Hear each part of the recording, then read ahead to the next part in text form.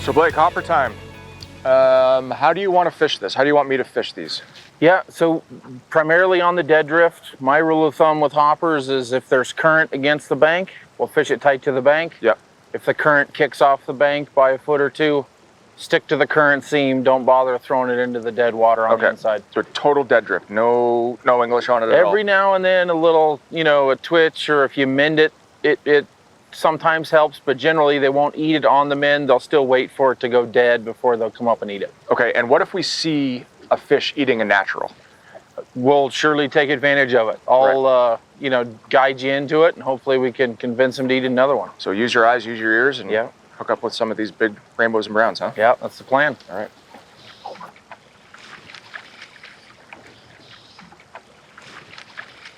Oh, lazy. Funny. Totally. See him boil. Absolutely.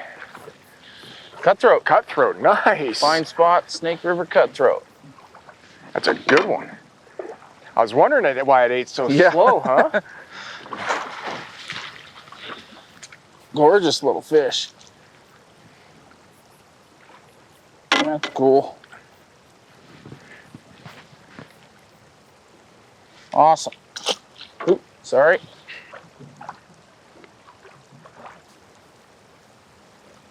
Oop.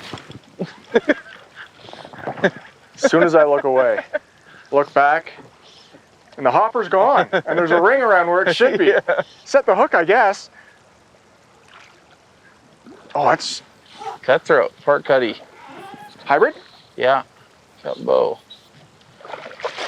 Nice. Awesome fish, Mark.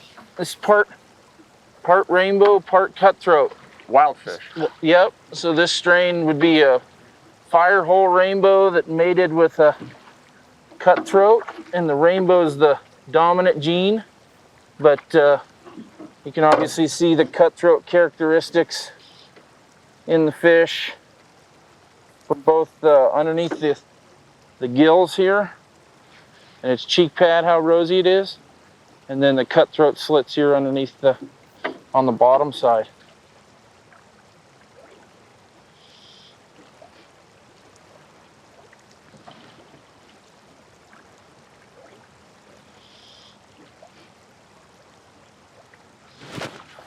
Nice. Oh, what a fish. Gorgeous. Did you see that eat? Cool.